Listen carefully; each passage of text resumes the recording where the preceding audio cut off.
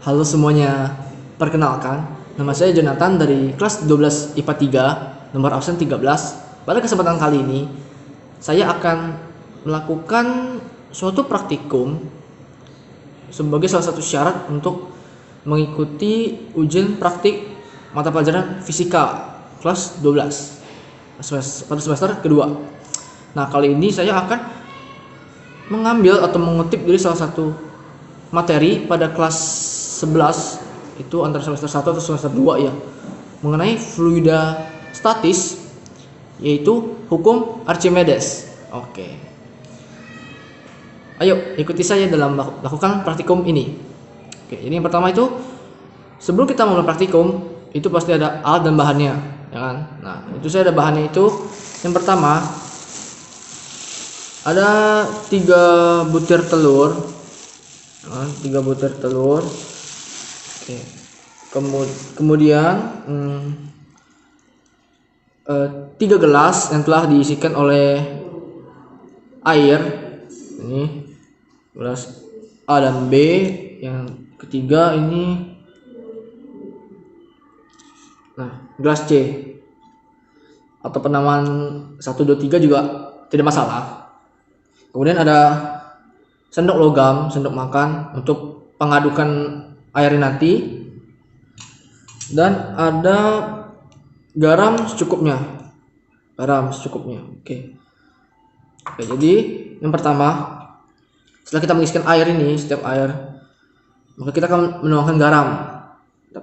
Nah, untuk gelas yang pertama akan saya beri garam yang cukup banyak.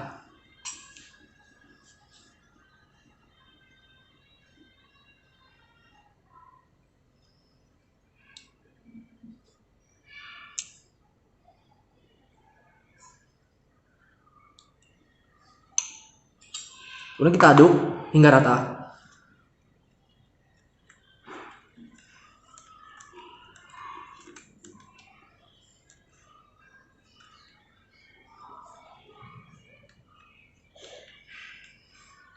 Kita aduk hingga rata.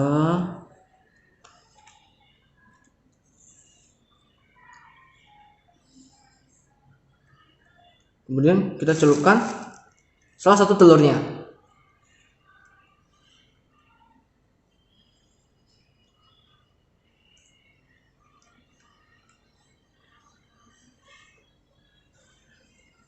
Oh, berarti ini belum cukup banyak ya garamnya ya. Ini kita kasihkan lagi.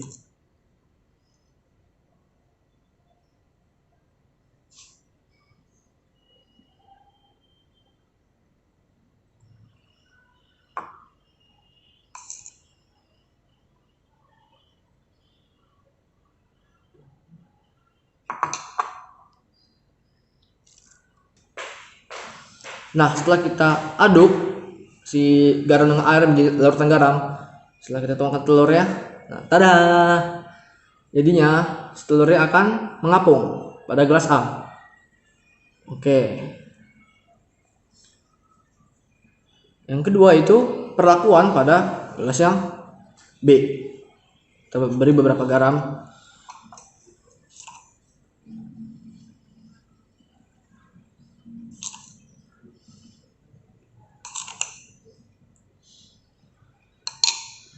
Ini kita aduk hingga rata.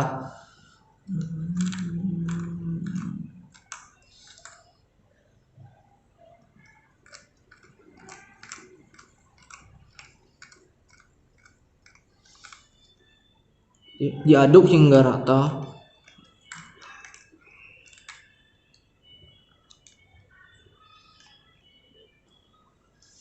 Nah, setelah kita memberi perlakuan pada gelas B dengan memberi beberapa garam, dan setelah kita aduk rata dan mencelupkan telurnya, dan ini dia, tada! Telur dalam kondisi melayang, tidak di atas, tidak di bawah, melainkan berada di tengah-tengah gelas seperti ini. Oke. Nah, yang terakhir atau yang ketiga itu pada gelas C. Ini tanpa diberi perlakuan dengan garam, jadi hanya polosan seperti ini. Nah, pada gelas C pada gelas C. Oke, langsung kita cukupkan pada telurnya. Maksud saya, kita celupkan telurnya ke dalam gelas.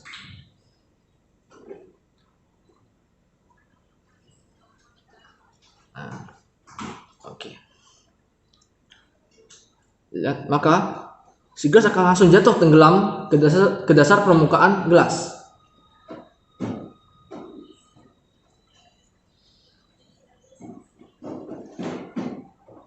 Jadi, saya memiliki beberapa kesimpulan dari salah satu penerapan hukum Archimedes, di mana ini kan gelas, ya ini gelas B, kemudian ini gelas A. Nah, ini perbedaannya. Saya juga mengutip sumbernya dari catatan saya dari yang kelas 11 dulu oleh Bu Lisa. Nah, di mana hukum Archimedes ada 3 kategori, di mana yang kondisi pertama itu benda melayang, maksud saya mengapung. Kondisi kedua itu bendanya melayang, dan yang ketiga itu bendanya tenggelam. Nah, seperti pada gelas yang A, gelas yang pertama itu kondisinya mengapung telurnya.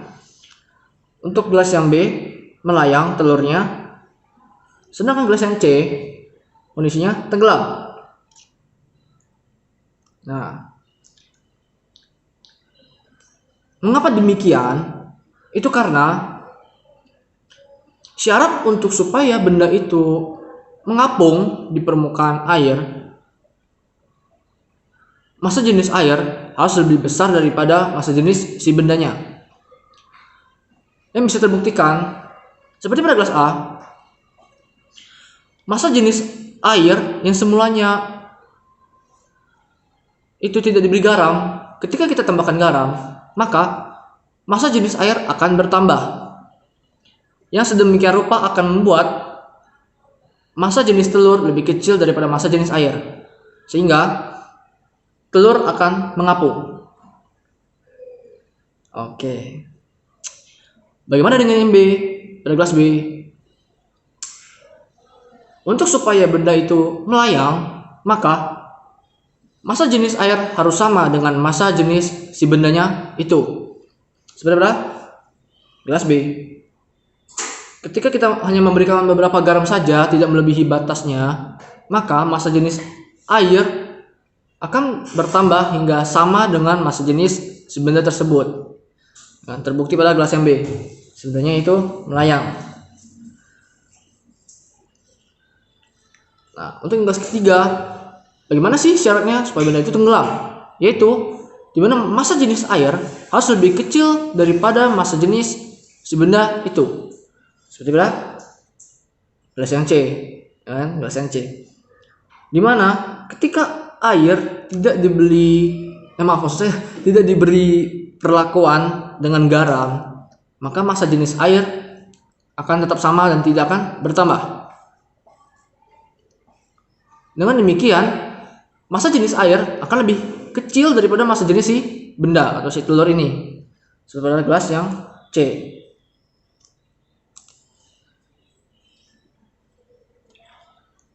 Inilah salah satu penerapan dari hukum Archimedes yang saya lakukan dalam praktikum pada kali ini.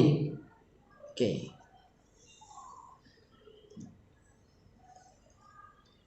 Terima kasih semuanya yang telah menonton video ini. Semoga dengan saya melakukan video praktikum ini dapat bermanfaat bagi kalian yang telah menonton video saya.